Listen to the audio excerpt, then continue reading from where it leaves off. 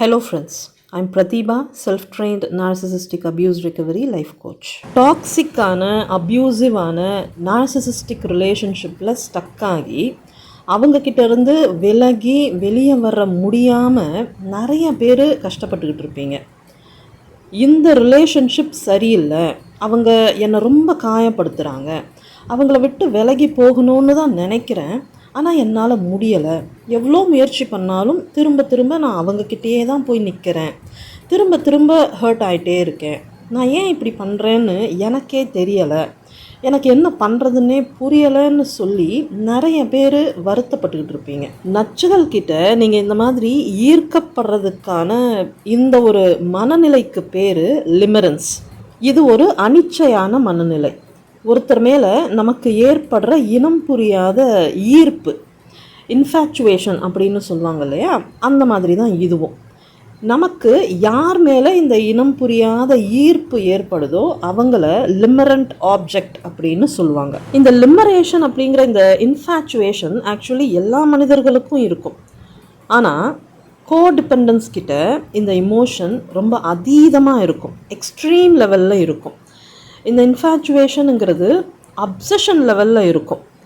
லிமரண்ட் object மேலே, அதாவது அந்த அப்யூசர் மேலே அநியாயத்துக்கு அப்சசிவாக இருப்பாங்க. ஒரு கோடிபெண்டன்ட்டோட ஃபோக்கஸ் முழுக்க அந்த லிமரண்ட் ஆப்ஜெக்ட் மேலே தான் இருக்கும். அந்த லிமரண்ட் ஆப்ஜெக்ட் யாராக வேணாலும் இருக்கலாம், பேரண்ட்ஸ், லைஃப் பார்ட்னர், ஃப்ரெண்ட்ஸுன்னு யார் மேலே வேணாலும் இந்த லிமரன்ஸ், அதாவது இந்த இன்ஃபேக்சுவேஷன் ஏற்படலாம். இன்டிமேட்டான ரிலேஷன்ஷிப்ஸில் இதோட தீவிரம், அந்த தீவிரத்தன்மை ரொம்பவே எக்ஸ்ட்ரீம் லெவலில் இருக்கும். இந்த எக்ஸ்ட்ரீம் லெவல் ஆஃப் அட்ராக்ஷனை ஹியூமன் மேக்னெட் சிண்ட்ரோம் அப்படின்னு சொல்லுவாங்க. நார்சிசிஸ்ட் மேலே கோடிபெண்டன்ட்டுக்கு ஏற்படுற இந்த காந்த ஈர்ப்பு, அதாவது இன்ஃபேக்சுவேஷன் செம்ம ஸ்ட்ராங்காக இருக்கும். காரணம் இல்லாமல் காரியம் நிகழாது இல்லையா? இந்த ஈர்ப்பு நிகழ்வதற்கான காரணமாக இருக்கிறது தனிமை, க்ரானிக் லெவல் ஆஃப் லோன்லினஸ். கோடிபெண்டன்ட்டும் சரி, நார்சிசிஸ்ட்டும் சரி, ரெண்டு பேருமே அவங்களோட அன்ஹெல்த்தி மென்டாலிட்டினால் இமோஷ்னலி மற்றவங்க கூட இயல்பாக கனெக்ட் ஆக முடியாமல் ஐசோலேட்டடாக இருப்பாங்க. அதாவது ஹெல்த்தி மென்டாலிட்டி இருக்கிறவங்க கூட கனெக்ட் ஆக முடியாமல் செல்ஃப் ஐசோலேட் பண்ணிப்பாங்க. உங்கள் எல்லாருக்குமே தெரியும், நச்சுகளால் ஆத்தென்டிக்காக ஹெல்த்தி மென்டாலிட்டியோடு இருக்கிறவங்க கூட கனெக்ட் ஆக முடியாது. இமோஷ்னலி வீக்காக இருக்கிறவங்க கூட தான் அவங்க கனெக்ட் ஆவாங்க. அதே மாதிரி தான் கோடிபெண்டன்ஸும். கோடிபெண்டன்ட்னால ஆத்தென்டிக் பீப்புளோட கனெக்ட் ஆக முடியாது. அப்படி கனெக்ட் ஆகும்போது ரொம்ப அன்கம்ஃபர்டபுளாக ஃபீல் பண்ணுவாங்க. ஆனால் கோடிபெண்டன்ட் எதுக்காக ஆத்தென்டிக் பீப்புளோட கனெக்ட் ஆகிறதுக்கு அன்கம்ஃபர்டபுளாக ஃபீல் பண்ணணும்? கோடிபெண்டன்ஸ் வந்துட்டு நார்சிசிஸ்டிக் மாதிரி மேனிப்புலேட்டர்ஸ்லாம் கிடையாது. அவங்க ஆக்சுவலி ஒரு நார்மல் ஹெல்த்தியான உறவுகளை உருவாக்கணும்னு தான் ட்ரை பண்ணுறாங்க. பட் ஸ்டில் அந்த மாதிரி ஆட்கள்கிட்ட ஏன் இவங்க அன்கம்ஃபர்டபுளாக ஃபீல் பண்ணுறாங்க? அதுக்கு காரணம் shame, extreme level of shame. இதுதான் கோடிபெண்டன்சியோட ஃபண்டமெண்டல் எலிமெண்ட். கோடிபெண்டன்ஸ் பார்த்தீங்கன்னா சப்கான்ஷியஸாக அவமானத்தையும் அசிங்கத்தையும் தாங்கிக்கிட்டு வாழ்ந்துக்கிட்டு இருப்பாங்க. அவங்களோட செல்ஃப் எஸ்டீம் ரொம்ப லோவாக இருக்கும், அட் டைம்ஸ் 0 லெவலில் கூட இருக்கும். ஒருவேளை உங்களை நீங்களே நிறைய செல்ஃப் ப்ளேம் பண்ணிக்கிறீங்க, செல்ஃப் கேஸ்லைட் பண்ணிக்கிறீங்க, காரணமே இல்லாமல் ரொம்ப கில்ட்டியாக ஃபீல் பண்ணுறீங்க, உங்களை அவமரியாதைப்படுத்துகிற உறவுகள்கிட்ட இருந்து விலகி போகாமல் நீங்கள் அவங்களோட கனெக்டடாக இருக்கீங்க, இதுதான் என்னோட விதின்னு சொல்லிட்டு எல்லாத்துக்கும் நீங்கள் அட்ஜஸ்ட் பண்ணிட்டு போகிறீங்க அப்படின்னா உங்களோட செல்ஃப் எஸ்டீம் ரொம்ப ரொம்ப லோவாக இருக்குதுன்னு அர்த்தம். எல்லாமே தெரிஞ்சும் புரிஞ்சும் இந்த நார்சிசிஸ்டிக் ரிலேஷன்ஷிப்பை விட்டு வெளியே வர முடியாமல் கஷ்டப்படுறீங்க அப்படின்னா நீங்கள் ஒரு கோடிபெண்டண்ட்டாக இருக்கிறீங்கன்னு அர்த்தம். எல்லா அவமானங்களையும் அசிங்கத்தையும் தாங்கிக்கிட்டு நீங்கள் தொடர்ந்து அப்யூஸில் வாழ்ந்துக்கிட்டு இருக்கீங்க அப்படின்னா அதுக்கு காரணம் உங்களோட சைல்டுஹுட். டிஸ்ரெகுலேட்டட் ஃபேமிலி சிஸ்டமில் பிறந்து வளரும்போது உங்களோட பால்ய பருவத்தில் நீங்கள் அனுபவித்த அப்யூஸ்னால் உங்களுக்குள்ள அந்த செல்ஃப் எஸ்டீம் டெவலப் ஆகாமல் போகுது. அரவணைக்க வேண்டிய உங்களோட பேரண்ட்ஸ் உங்களை அலட்சியப்படுத்தினதுனாலையும் உங்கள் மேலே கவனம் செலுத்தாமல் மொத்தமாக உங்களை கைவிட்டதுனாலையும் உங்களுக்கு அட்டாச்மெண்ட் ட்ராமா ஏற்படுது. அவங்கள சாட்டிஸ்ஃபை பண்ணுறதுக்காகவும் அவங்கள சந்தோஷப்படுத்துறதுக்காகவும் அவங்க கவனத்தை உங்கள் பக்கம் ஈர்க்கிறதுக்காகவும் நீங்கள் எடுக்கிற எல்லா முயற்சிகளும் தோல்வியில் போய் முடியுது. உங்களோட அந்த நார்சிசிஸ்டிக் பேரண்ட்டோட அன்பை சம்பாதிக்கிறதுக்காக நீங்கள் போடுற இந்த எஃபர்ட்ஸை எல்லாம் அந்த பேரண்ட் அலட்சியப்படுத்துவாங்க. வார்த்தைகளால் உங்களை காயப்படுத்துவாங்க, அசிங்கப்படுத்துவாங்க. உங்களோட அச்சீவ்மெண்ட்ஸை அக்னாலஜ் பண்ண மாட்டாங்க. உங்களோட திறமைகளை என்கரேஜ் பண்ண மாட்டாங்க. எல்லா குழந்தைகளை போலவும் உங்களுக்கு ஸ்ட்ராங்கான அந்த செல்ஃப் ஐடென்டிட்டி டெவலப் ஆகிறதுக்கு நீங்கள் ஆக்சுவலி உங்களோட பேரண்ட்ஸை டிபெண்ட் பண்ணி இருக்கிற அந்த ஸ்டேஜில் உங்களுக்கு உங்களோட பேரண்ட்ஸ் கிட்ட இருந்து அந்த ப்ராப்பர் வேலிடேஷன் கிடைக்காம போகும்போது உங்களை நீங்கள் வீக்காக ஐடென்டிஃபை பண்ணிப்பீங்க. உங்களோட அந்த நார்சிசிஸ்டிக் பேரண்ட் உங்களை பற்றி என்னெல்லாம் தரக்குறைவாக சொல்கிறாங்களோ அதையெல்லாம் உங்களுக்கு நீங்களே சொல்லிப்பீங்க. உங்களை எப்படியெல்லாம் மரியாதை இல்லாமல் அவங்க கீழ்த்தரமாக நடத்துகிறாங்களோ அதே மாதிரி உங்களை நீங்களே மரியாதை குறைவாக நடத்துவீங்க. ஏன்னா உங்களோட self identity, self esteem, self ரெஸ்பெக்டெல்லாம் டெவலப் ஆக வேண்டிய அந்த ஒரு கிரிட்டிக்கலான காலகட்டத்தில் உங்களுக்கு கிடைச்ச எக்ஸாம்பிளுக்கு ஏற்றபடி தான் நீங்கள் டெவலப் ஆவீங்க. ஸோ நீங்கள் தான் சரியில்லை, உங்களுக்கு போதுமான திறமை இல்லை, நீங்கள் தான் ப்ராப்ளம் அப்படின்னு நீங்கள் முழுசாக நம்ப ஆரம்பிச்சிடுவீங்க. உங்கள் மேலே உங்களுக்கே வெறுப்பு உண்டாகும். உங்களை நீங்களே பழிச்சுப்பீங்க, திட்டிப்பீங்க. உங்கள் மேலே உங்களுக்கு அந்த ஒரு செல்ஃப் எஸ்டீமும் மரியாதையும் அன்பும் டெவலப் ஆகிறதுக்கு பதிலாக அசிங்கமும் அவமானமும் வெறுப்பும் டெவலப் ஆகும். மற்றவங்களோட அன்புக்கும் மரியாதைக்கும் நீங்கள் தகுதியானவங்க இல்லை, நீங்கள் ஒரு ஃபெயிலர் அப்படிங்கிற உறுதியான மைண்ட் செட் உங்களுக்குள்ளே உருவாகும். உங்களை நீங்களே சுருக்கிப்பீங்க. ஒரு இன்விசிபிள் ஷெல்லுக்குள்ளே நீங்கள் ஒளிஞ்சுப்பீங்க. செல்ஃப் ஐசோலேட்டட் ஜோனுக்குள்ளே போயிடுவீங்க.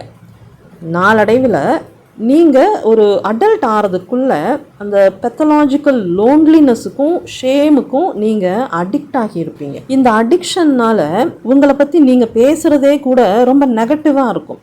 உங்களை நீங்கள் செல்ஃப் கர்ஸ் பண்ணிக்கிட்டே இருப்பீங்க. இது உங்கள் இயல்பாகவே மாறிடும். லைஃப்பில் எது நடந்தாலும் நீங்கள் உங்களையே ப்ளேம் பண்ணிப்பீங்க. மற்றவங்க உங்களை கீழ்த்தரமாக நடத்தும்போது கூட, காயப்படுத்தும் போது கூட உங்களை தான் நீங்கள் ப்ளேம் பண்ணிப்பீங்க. நீங்கள் சரியில்லை, உங்களுக்கு வொர்த் இல்லை, அதனால தான் அவங்க உங்களை கீழ்த்தரமாக நடத்துகிறாங்க, உங்களை காயப்படுத்துகிறாங்க அப்படின்னு சொல்லி உங்களை நீங்களே கன்வின்ஸ் பண்ணிப்பீங்க. ஆனால் இப்படி இருக்கணுங்கிறது உங்களோட ஆசை கிடையாது.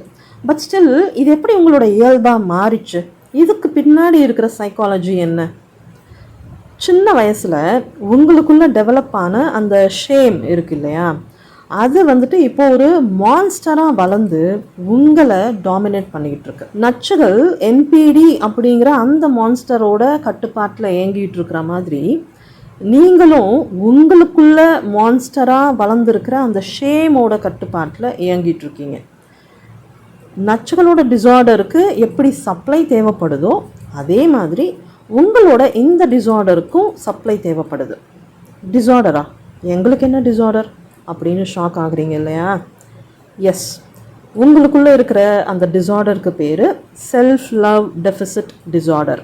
உங்களோட பால்ய பருவத்தில் உங்களுக்குள்ளே உருவான அந்த ஷேம்னால் எஸ்எல்டி, இந்த self love deficit disorder develop ஆகிருக்கு. நீங்கள் அந்த டிசார்டரோட கட்டுப்பாட்டில் தான் இயங்கிட்டு இருக்கீங்க. இதோட ட்ரெய்ட்ஸ் என்பிடிக்கு நேரெதிராக இருக்கும். என்பிடி இருக்கிறவங்க மற்றவங்கள விக்டிமைஸ் பண்ணுவாங்க, மேனிப்புலேட் பண்ணுவாங்க, ஹர்ட் பண்ணுவாங்க, எக்ஸ்ப்ளாய்ட் பண்ணுவாங்க. அவங்களோட டிசார்டர் உயிரோடு இருக்கிறதுக்காக மற்றவங்கள பலியாக்கி தனக்கான சப்ளையாக எடுத்துப்பாங்க. இதுவே எஸ்எல்டி இருக்கிறவங்க தன்னையே விக்டிமைஸ் பண்ணிப்பாங்க, செல்ஃப் மேனிப்புலேட் பண்ணிப்பாங்க, செல்ஃப் ஹர்ட் பண்ணிப்பாங்க, செல்ஃப் எக்ஸ்ப்ளாய்டேஷன் பண்ணிப்பாங்க. தன்னையே அப்யூசிவ் என்விரான்மெண்ட்டுக்கு பலியாக்கி தனக்கான அந்த சப்ளையை எடுத்துப்பாங்க. எஸ், உங்களோட அந்த டிசார்டர் உயிரோடு இருக்கணும்னா உங்களுக்குள்ளே உருவாகி இருக்கிற அந்த கோர் ஷேம் இருக்கு இல்லையா, அது உயிரோடு இருக்கணும். அந்த ஷேம் உயிரோடு இருக்கணும்னா உங்களை நீங்கள் ஒரு வீக்கான ஆளாக அக்செப்ட் பண்ணிக்கணும். நச்சுகள் தனக்கான சப்ளையை எடுக்கிறதுக்காக மற்றவங்களை கில்ட் ட்ரிப் பண்ணுற மாதிரி நீங்கள் உங்களை நீங்களே கில்ட் ட்ரிப் பண்ணிப்பீங்க. உங்களை நீங்களே கில்ட் ட்ரிப் பண்ணிக்கணும்னா அதுக்கு உங்களுக்கு ஒரு ட்ரிகர் தேவைப்படுது. உங்களோட ஷேமை உறுதிப்படுத்துறதுக்கு உங்களுக்கு எவிடன்ஸ் தேவைப்படுது.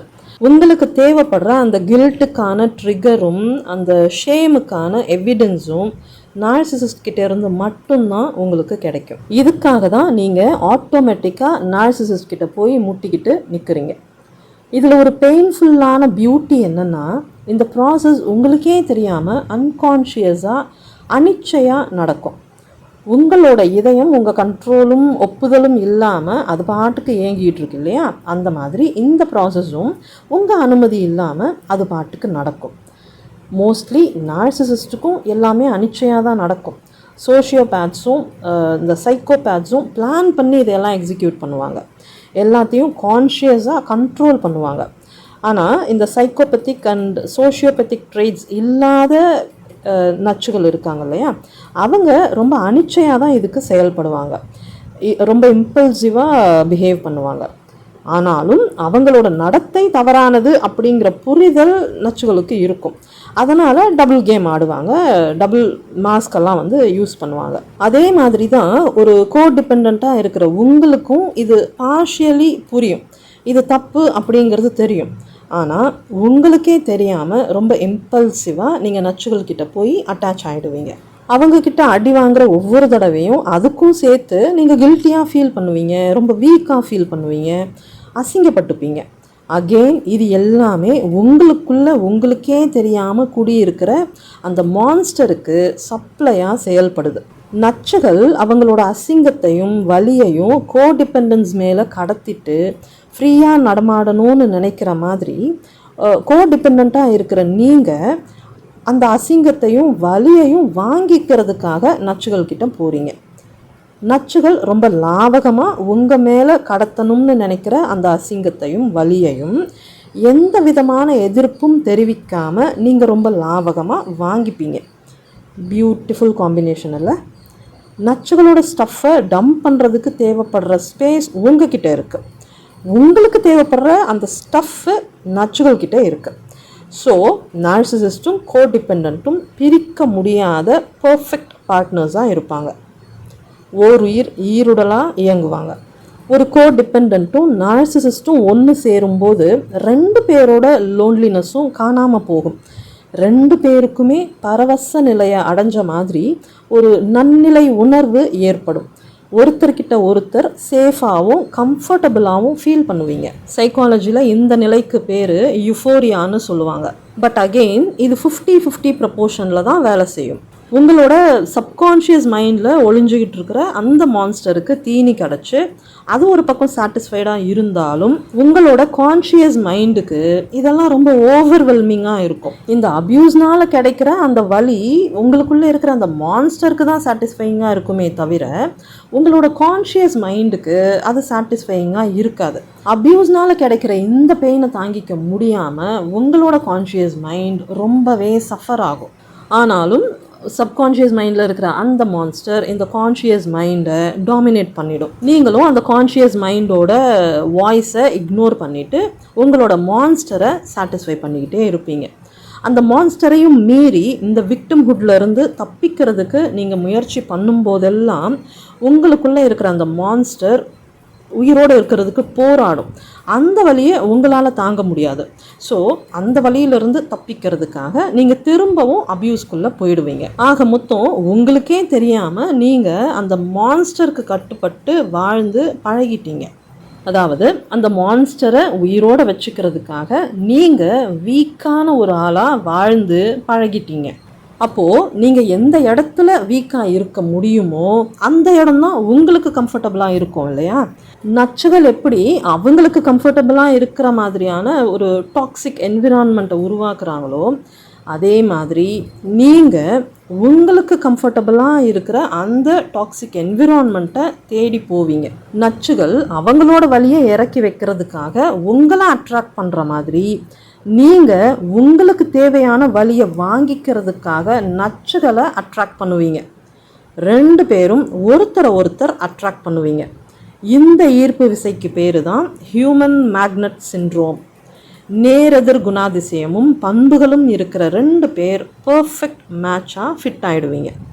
இந்த ரிலேஷன்ஷிப் ரொம்ப ஃபெமிலியராகவும் சேஃபாகவும் கம்ஃபர்டபுளாகவும் சாட்டிஸ்ஃபையிங்காகவும் இருக்கும்.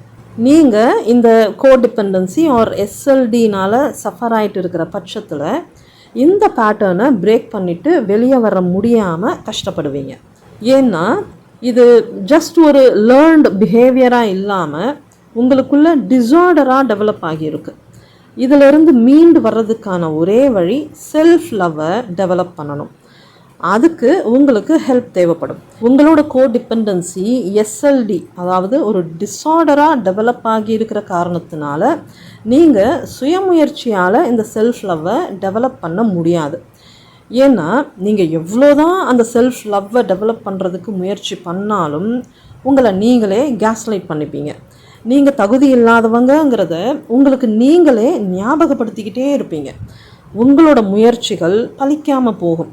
யாராச்சும் உங்ககிட்ட வந்து உங்களை பற்றி நல்ல விதமாக சொல்லும்போது உங்களுக்கு அது வேலிடேட்டிங்காக இருக்காது. அந்த பாசிட்டிவ் கமெண்ட்ஸை உங்களால் ரிசீவ் பண்ணிக்க முடியாது. ரொம்ப அன்கம்ஃபர்டபுளாக ஃபீல் பண்ணுவீங்க.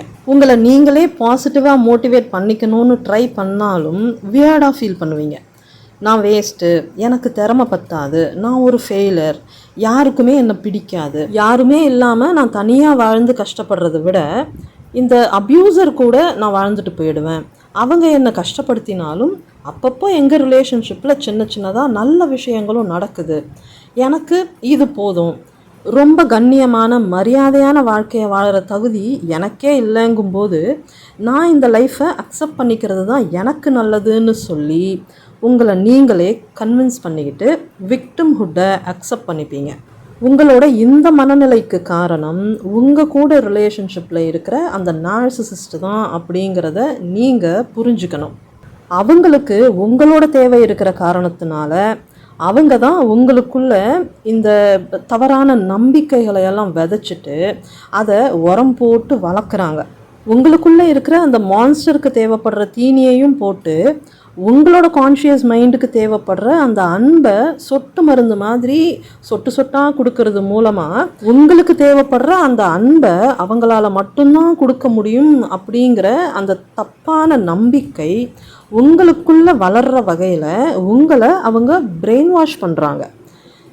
இந்த உலகத்தில் உங்களை மாதிரி ஒரு அன்வர்தியான ஆளை வேற யாருமே அக்செப்ட் பண்ணிக்க மாட்டாங்க, இவங்க மட்டும்தான் அக்செப்ட் பண்ணிப்பாங்கன்னு சொல்லி நீங்களும் ஒரு தவறான நம்பிக்கையோட உங்களோட அந்த அப்யூசரை அக்செப்ட் பண்ணிக்கிறீங்க. இதனால தான் உங்களுக்கு அவங்க மேலே ஈர்ப்பு ஏற்படுது.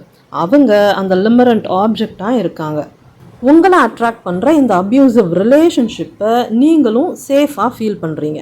இப்படி ஒரு மனநிலையில் நீங்கள் ஸ்டக் ஆகி இருக்கிற பட்சத்தில் ஜஸ்ட் வில் பவர்னால் இந்த சிச்சுவேஷனில் இருந்து உங்களை நீங்கள் காப்பாற்றிக்கவே முடியாது. ஏன்னா உங்களுக்குள்ளே இருக்கிற அந்த மான்ஸ்டர் உங்களை மாற விடாமல் அது ஒரு பக்கம் உங்களை டாமினேட் பண்ணிக்கிட்டே இருக்கும். அந்த மான்ஸ்டருக்கு சாதகமாக உங்களை நீங்களே கேஸ்லைட் பண்ணிப்பீங்க. இதெல்லாம் சப்கான்ஷியஸ் லெவலில் நடந்துக்கிட்டு இருக்கும். ஸோ நீங்கள் எவ்வளோ முயற்சி பண்ணாலும் என்ன செஞ்சாலும் உங்களோட அந்த ஃபண்டமெண்டல் பிலீஃப் சிஸ்டமோட நீங்கள் ரீகனெக்ட் ஆகிடுவீங்க. நான் தான் இங்கே பிரச்சனை, நான் சரியில்லை அப்படிங்கிற அந்த நம்பிக்கையை உடைச்சிட்டு உங்களால் வெளியே வர முடியாமல் நீங்கள் கஷ்டப்பட்டுக்கிட்டு இருப்பீங்க. ரிப்பீட்டடாக ஷேம் அண்ட் கில்ட்டுக்குள்ளே ட்ரிப் ஆகிட்டு இருப்பீங்க. இதுக்கெல்லாம் ஹெல்ப்ஃபுல்லாக இருக்கிற அந்த நார்சிசிஸ்ட் கூட நீங்கள் ரீகனெக்ட் ஆகிட்டே இருப்பீங்க. அந்த ரிலேஷன்ஷிப்பில் கம்ஃபர்டபுளாக இருப்பீங்க. ஸோ உங்களோட சப்கான்ஷியஸ் மைண்டுக்குள்ளே ஒளிஞ்சிக்கிட்டு உங்களை டாமினேட் பண்ணிட்டு இருக்கிற அந்த மான்ஸ்டரை நியூட்ரலைஸ் பண்ணுறதுக்கு உங்களுக்கு எக்ஸ்டர்னல் ஹெல்ப் தேவைப்படும். எஸ்எல்டி இருக்கிறவங்க கிட்ட போயிட்டு நீங்கள் நார்மல் ரிலேஷன்ஷிப்புக்கு தகுதி இல்லாதவங்கன்னு நினைக்கிறீங்களா? உங்களுக்கு செல்ஃப் ரெஸ்பெக்ட் இல்லையா?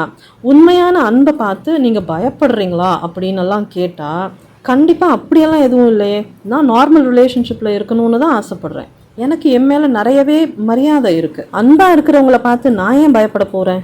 உண்மையை சொல்லணுன்னா மற்றவங்களுக்கு தான் என்ன பிடிக்க மாட்டேங்குது, அதுக்கு நான் என்ன பண்ண முடியும் அப்படின்னு சொல்லுவாங்க. உங்ககிட்ட நீங்களே கூட இந்த கேள்விகளை கேட்டு பாருங்களேன், கண்டிப்பாக இதே பதிலை தான் நீங்களும் சொல்லுவீங்க. அப்படின்னா எதுக்கு நீங்கள் திரும்ப திரும்ப நச்சுகளுக்கு அட்ராக்ட் ஆகிறீங்க? எதுக்காக ரியாலிட்டியிலேருந்து தப்பிச்சு ஓடுறீங்க? எதுக்காக ஹெல்த்தி என்விரான்மெண்ட்டுக்கு ஷிஃப்ட் ஆகிறதுக்கு முடியாமல் கஷ்டப்படுறீங்க? எதுக்காக தனிமைக்கு பயப்படுறீங்க? அந்த தனிமைக்கு பயந்து நீங்கள் ஏன் நார்சிசிஸ்டிக் ரிலேஷன்ஷிப்பில் போய் ஸ்டக் ஆகுறீங்க? எதுக்காக உங்களுக்கு நல்லதே நடக்காதுன்னு நினைக்கிறீங்க? உங்களுக்கு நடக்கிற கெட்டதுக்கெல்லாம் நீங்கள் தான் காரணம்னு சொல்லி உங்களை நீங்களே ஏன் பழிச்சுக்கிறீங்க? இதெல்லாம் பண்ணிவிட்டு இல்லை இந்த வாழ்க்கையை விட்டு வெளியே வரணும்னு தான் நானும் நினைக்கிறேன், ஆனால் என்னால் முடியலைன்னு சொல்கிறீங்கன்னா அப்போது அதுக்கு காரணம் உங்களோட இந்த டிஸார்டர் தானே, செல்ஃப் லவ் டெஃபிசிட் டிஸார்டர். அதுதானே காரணம். இங்கே பிரச்சனை என்னன்னா, உங்களை நீங்கள் நேசிக்க ஆரம்பிச்சிட்டா உங்களுக்குள்ளே இருக்கிற அந்த மான்ஸ்டர் சாகணும். அது உங்களுக்கு ரொம்ப பெயின்ஃபுல்லாக இருக்கும். அந்த பெயின்லேருந்து தப்பிக்கிறதுக்காக நீங்கள் உங்களுக்குள்ளே டெவலப் ஆகியிருக்கிற அந்த கோர் ஷேமோட வாழற பெயினை அக்செப்ட் பண்ணிக்கிறீங்க. அந்த ஷேமுக்கு தீனி போடக்கூடிய அப்யூஸை அக்செப்ட் பண்ணிக்கிறீங்க. இந்த வாழ்க்கையை அக்செப்ட் பண்ணிக்கிறத தவிர உங்களுக்கு வேறு வழி இல்லைன்னு சொல்லி உங்களை நீங்களே கன்வின்ஸ் பண்ணிக்கிறீங்க. ஒருத்தங்க கமெண்ட் செக்ஷனில் வேறு வழி தெரியல ஆத்தா அப்படின்னு சொல்லி கமெண்ட் பண்ணியிருந்தாங்க. இப்படியெல்லாம் காமெடி பண்ணுறீங்க, சிச்சுவேஷனை காமெடியாக மாற்ற ட்ரை பண்ணுறீங்க. உங்கள் ஹியூமர் சென்ஸை நான் பாராட்டுறேன், ஆனால் அதே சமயம் வருத்தப்படுறேன். ஏன்னா நீங்கள் ரியாலிட்டியிலேருந்து தப்பிச்சு ஓடுறீங்க. ஒன்று புரிஞ்சுக்கோங்க, நச்சுகளோட வலியை கடத்துறதுக்காக அவங்களுக்கு நீங்கள் தேவைப்படுறீங்க. ஆனால் உங்களோட டிஸார்டருக்கு தேவைப்படுற அந்த வலியை அவங்கக்கிட்ட இருந்து வாங்கிக்கணும் அப்படிங்கிற அந்த நிலையிலிருந்து நீங்கள் மனசு வச்சா வெளியே வர முடியும். உங்களுக்கு உண்மையிலேயே நச்சுகளோட தேவை இல்லவே இல்லை. ஒரு நிலையிலிருந்து இன்னொரு நிலைக்கு மாறும்போது அந்த மாற்றம் வலிக்கத்தான் செய்யும். ஆனால் அது நிரந்தர வலி கிடையாது, தற்காலிகமான வலி தான். இந்த தற்காலிக வலிக்கு பயந்து நிரந்தர வலியோடு வாழற அந்த சாய்ஸை தயவு செய்து எடுக்காதீங்க. ஆக்சுவலி உங்களோட கோடிபெண்டன்ட் பேரண்ட் செட் பண்ணின அந்த தவறான உதாரணத்தினால அவங்கள நீங்கள் ஒரு ரோல் மாடலாக பார்த்ததுனால நீங்கள் இந்த சாய்ஸை எடுத்திருக்கீங்க. ஏன்னா உங்களோட அந்த செல்ஃப் ஐடென்டிட்டி டெவலப் ஆக வேண்டிய அந்த பாலிய பருவத்தில் உங்களுக்கு ரோல் மாடலாக இருக்க வேண்டிய பேரண்ட்டில் ஒருத்தர் நார்சிசிஸ்டிக் பேரண்ட்டாக இருந்திருக்காங்க, இன்னொருத்தர் கோடிபெண்டண்ட்டாக இருந்திருக்காங்க. ஸோ நீங்கள் அந்த கோடிபெண்டன்ட் பேரண்ட்டை ரோல் மாடலாக எடுத்துக்கிட்டு நீங்களும் அந்த ஒரு கோடிபெண்டன்ட் பேட்டர்னை சப்கான்ஷியஸாக அடாப்ட் பண்ணிக்கிட்டீங்க. பட் ஸ்டில் உங்களோட அந்த கோடிபெண்டன்ட் பேரண்ட் மாதிரி நீங்களும் உடஞ்ச ஒரு ஆன்மாவா அந்த வலியோட உங்களோட வாழ்க்கையை நீங்கள் வாழ்ந்து முடிக்கணும்னு எந்த நிர்பந்தமும் உங்களுக்கு இல்லை. இந்த வாழ்க்கைக்கு யாரும் உங்களை நிர்பந்திக்கலை. இது நீங்கள் எடுக்கிற சாய்ஸ். நீங்கள் மனசு வச்சா உங்கள் சாய்ஸை மாற்ற முடியும். ஒரு பெட்டர் ஆப்ஷனை உங்களால் சூஸ் பண்ண முடியும். இன்னொரு பெயின்ஃபுல்லான உண்மை என்ன தெரியுமா? என்னை காப்பாற்று, இந்த வலியிலேருந்து என்னை காப்பாற்றுன்னு சொல்லி உங்களோட இன்னர் சைல்டு உங்களுக்குள்ளே கதறிக்கிட்டு இருக்கு. அந்த இன்னர் சைல்டு மேலே கொஞ்சமாவது கரிசனம் காட்டுங்க. சப்கான்ஷியஸ் மைண்டில் இருக்கிற இந்த மான்ஸ்டரோட குரல் மேலோங்கி இருக்கிறதுனால உங்களோட அந்த இன்னர் சைல்டோட கதறல் உங்களுக்கு கேட்க மாட்டேங்குது. ஆனால் அதோட வலியை உங்களால் உணர முடியும். நீங்கள் காப்பாற்றிடுவீங்க அப்படிங்கிற நம்பிக்கையில் உங்களோட இன்னர் சைல்டு உங்களுக்காக காத்துக்கிட்டு இருக்கு. அதோட நம்பிக்கையை ஒவ்வொரு தடவையும் நீங்கள் உடைக்கும் போதெல்லாம் அந்த வலியை நீங்கள் உணர்றீங்க. ஆனால் எஸ்எல்டியோட டாமினேஷன்னால் அதை நிராகரிக்கிறீங்க. திரும்பவும் உங்களை நீங்களே அப்யூஸ்குள்ளே கொண்டு போகிறீங்க. உங்கள் பிரெயின் மெக்கானிசம் இப்படி தான் ப்ராசஸ் ஆகிட்டு இருக்குன்னு தெரியாமல் நீங்கள் சஃபர் ஆகிட்டுருக்கீங்க. உண்மையிலேயே இந்த வலியிலேருந்து மீண்டு வரணும்னு தான் நீங்கள் நினைக்கிறீங்க. ஆனால் உங்களை மீறி நீங்கள் அந்த வலிக்குள்ளேயே இருக்கீங்க. ஏன்னா இந்த என்விரான்மெண்ட்டுக்கு தான் நீங்கள் பழக்கப்பட்டிருக்கீங்க. ஒரு வீக்கான, அன்வர்தியான, அன்லவபிள் சோலாக வாழ்ந்து பழகிட்டீங்க. நார்சிசிஸ்டிக் ரிலேஷன்ஷிப் இதையெல்லாம் ரீகன்ஃபார்ம் பண்ணுது. உங்கள் லைஃப்பில் நீங்கள் எக்ஸ்பீரியன்ஸ் பண்ண எல்லாத்தையும் இந்த ரிலேஷன்ஷிப் ஞாபகப்படுத்துது, ஊர்ஜிதப்படுத்துது. இந்த ரிலேஷன்ஷிப்பில் எப்படி சர்வை பண்ணணுங்கிறது உங்களுக்கு தெரியும். இதுதான் உங்களோட ஃபண்டமெண்டல் ஸ்கில்லாகவும் இருக்குது. உங்களை கொண்டு போய் ஒரு ஹெல்த்தியான என்விரான்மெண்ட்டில் விட்டால் என்ன பண்ணணும்னு உங்களுக்கு தெரியாது. பயந்து போவீங்க. அன்கண்டிஷனல் லவ்வையும் அக்கறையையும் மரியாதையையும் எப்படி ரிசீவ் பண்ணிக்கிறதுன்னு உங்களுக்கு தெரியாது, திணறுவீங்க. இந்த சூழலில் எப்படி வாழறதுன்னு உங்களுக்கு தெரியாது. இதுக்கெல்லாம் எப்படி ரெஸ்பாண்ட் பண்ணுறதுன்னு உங்களுக்கு ஐடியாவே இருக்காது. இந்த என்விரான்மெண்ட்டில் இருக்கிறத நீங்கள் அன்சேஃபாக ஃபீல் பண்ணுவீங்க. இதுக்கெல்லாம் காரணம் உங்களுக்குள்ளே இருக்கிற அந்த கோர் ஷேம் அப்படிங்கிற மான்ஸ்டர். அந்த மான்ஸ்டர் இந்த என்விரான்மெண்ட்டை ரொம்ப ஸ்ட்ராங்காக ரெசிஸ்ட் பண்ணும்.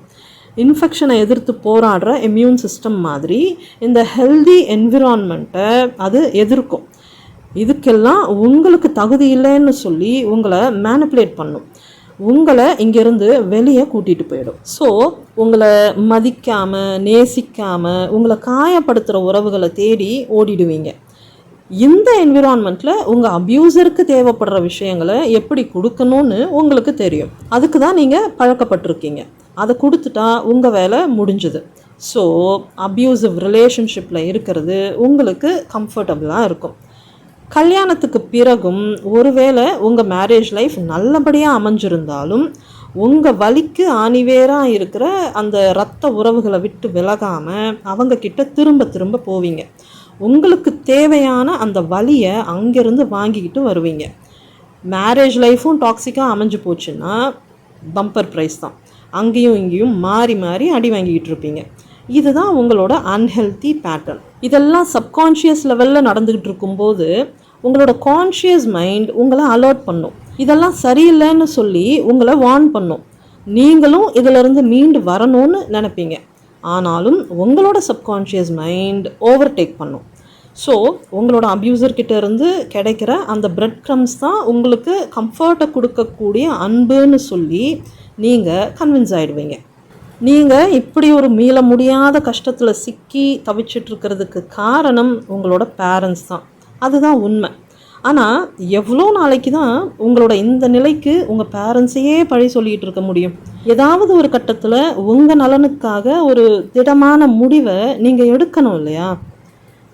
என்னை காப்பாற்றுன்னு சொல்லி கதறி அழுதுகிட்டு உங்களுக்காக காத்துக்கிட்டு இருக்கிற உங்களோட இன்னர் சைல்டு கூட நீங்கள் ரீகனெக்ட் ஆகணும் இல்லையா? அதை அன்பாக அரவணைச்சு அதுக்கு தைரியம் சொல்லணும். இவ்வளோ நாள் அதை கைவிட்டதுக்காக அதுக்கிட்ட மன்னிப்பு கேட்கணும். இனிமே யாரையும் உன்னை ஹர்ட் பண்ணுறதுக்கு நான் விட மாட்டேன், நான் உன்னை பத்திரமா பார்த்துப்பேன்னு சொல்லி அதோட கையை பிடிச்சி கூட்டிகிட்டு வரணும். அதுக்கு முதல்ல உங்களுக்குள்ள சப்கான்ஷியஸாக உருவாகி உங்களை கண்ட்ரோல் பண்ணிட்டு இருக்கிற அந்த மான்ஸ்டரை நியூட்ரலைஸ் பண்ணணும். அஃப்கோர்ஸ் இதெல்லாம் அவ்வளோ ஈஸியாக நடக்காது. But please don't give up. மனசை தளர விடாதீங்க. உங்கள் நலனுக்காக நீங்கள் தான் பொறுப்பேற்றுக்கணும். நீங்கள் மனசு வைக்காமல் யாராலையும் உங்களை இந்த வழியிலேருந்து காப்பாற்றவே முடியாது. சுயமாக உங்களால் உங்களுக்கு ஹெல்ப் பண்ணிக்க முடியும் அப்படின்னா அதுக்கு தேவையான முயற்சிகளை எடுங்க. முடியாத பட்சத்தில் என்கிட்ட பெய்ட் செஷன் அட்டன் பண்ணணும்னு நினைக்கிறவங்க ஸ்க்ரீனில் தெரிகிற இந்த வாட்ஸ்அப் நம்பருக்கு மெசேஜ் பண்ணுங்கள். பத்திரமா இருங்க, பாதுகாப்பாக இருங்க, சந்தோஷமாக இருங்க. Bye friends.